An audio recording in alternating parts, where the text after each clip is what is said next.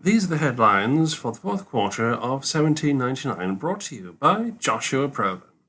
The headlines of October are led by a buckle and swash story of dramatic proportions as the Royal Navy snatch up a Spanish treasure convoy off Vigo on the 16th of October, netting a cool 54 million before dinner. In Northern Europe, the Second Battle of Bergen-op-Zoom ends in a victory for the Duke of York, and the capture of the Batavian fleet follows. However, York is in turn defeated at Castricum and retreats, leading to the Convention of Alkmaar on the 18th of October, where it is agreed that the Anglo-Russians will evacuate the Low Countries. Earlier in the month, Napoleon had landed in France and became embroiled in French politics after reaching Paris, where he was brought into Sieyès' party after the death of Joubert. Popular sentiment for Napoleon offsets the obvious fact that he has reappeared in France without an army.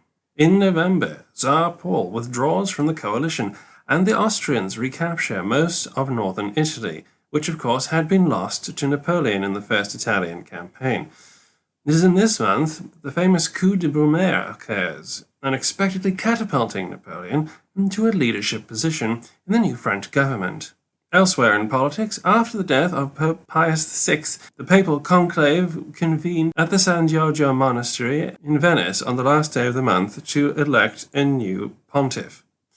In the east, Russian troops enter the ruined capital of Georgia, Tiflis, which is modern Tbilisi. The deployment of Russian troops here was prompted by the continued destabilization of the important Caucasian kingdom, former Persian possession and current client of the Tsar, after the Persian sack of Tbilisi in 1796 and the death of the Georgian king Heraclius in 1798. This move will have serious consequences for the region. Fittingly, the last month of the quarter ends on a change of eras. In December, Napoleon Bonaparte, having removed his rivals, becomes first consul on the 14th, which with grand irony was the day on which George Washington, one of the most celebrated men of the 18th century, died. On Christmas Eve, the latest French constitution was issued, formally beginning the Consulate and, by extension, the Napoleonic period.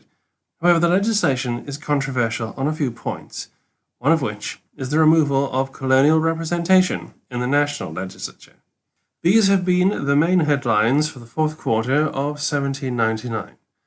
Thank you for listening to Napoleonic Quarterly. Back to you, Alex.